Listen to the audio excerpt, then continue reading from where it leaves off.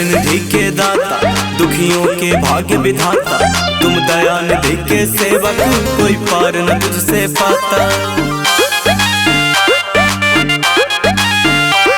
हे अष्टनिधि के दाता, दुखियों के भाग्य विधाता, तुम दयानिधि के सेवक, कोई पार न तुझसे पाता। कर दे हम पार दया एक बार हनुमान, कर दे हम पार दया एक बार हनुमान।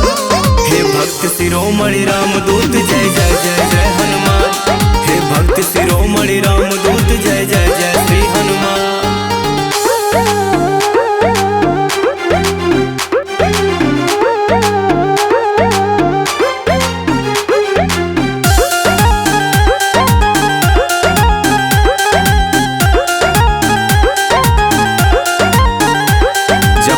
कुमार ने देखा तुझको फिर रो गुर्राया, ओ मूर्ख अज्ञानी बालक, प्रभु तुझको समझ ना पाया, प्रभु तुझको समझ ना पाया, प्रभु तुझको समझ ना पाया।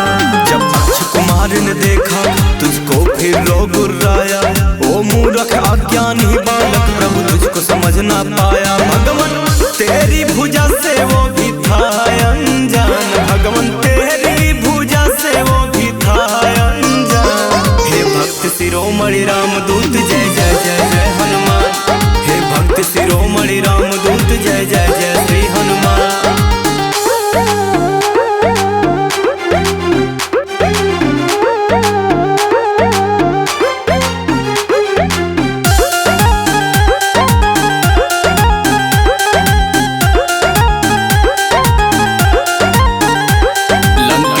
द्वारे जाके लंकेश्वर को समझा के, उपदेश दिए तुमने भगवान, पर भाग्य न उसके जागे।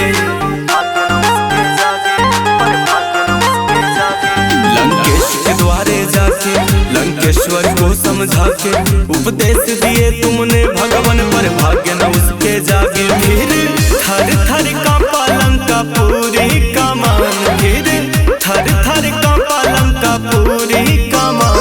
हे भक्त शिरोमणि रामदूत जय जय जय जय हनुमान, हे भक्त शिरोमणि रामदूत